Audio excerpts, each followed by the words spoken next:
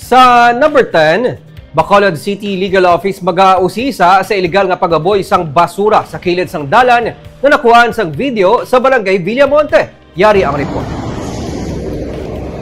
Ginpasapasahan sa social media ining cellphone video sang isa ka e-bike driver nga akto nga nagahaboy sang basura sa kilid sang dalan Burgos sakop sang barangay Villamonte sa Bacolod kagabi. Ginkondenar sa pamunuan sa Bacolod Environment and Natural Resources Office ang wala sapayan nga paghaboy sang basura. Ginsiling ni City Legal Officer Carol Joseph Chu nga ila na ginausisang insidente agod makilala ng lalaki kag mapasakan ini sang kaso.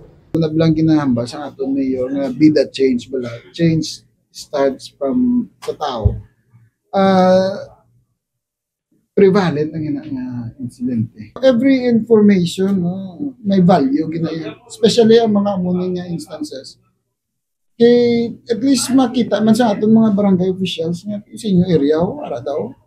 Wala gilipod ni Chu nga mahimo nagakatabo ini sa pila pa ka mga barangay. Gani nagapangabay siya sa mga kabarangayan nga hugto ng pagbantay batok sa mga sa isang illegal nga hilikoton.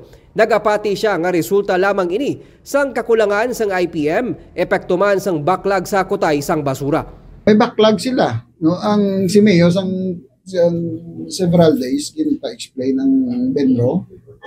No, ang IPM nagsubmit man sa ila explanation, gin-penalize man sila. Nag-meeting man kita with Benro, no? Kaya gin-plastato sa Benro ano mga terms and conditions nga gin-pirmahan sa aton sang IPM nga they should comply to it. Ginapasalamatan sang pamuno sang City Legal Office ang bulig sang publiko ilabi na sa mga netizens. Pero ginahaylo niya ang mga nagakuha sang pareho nga mga cellphone video nga gileon nga mag-coordinate sa Bacolod LGU agod nga gileon maaksyonan kag matagaan sang kasulbaran ang mga napadangat nga problema.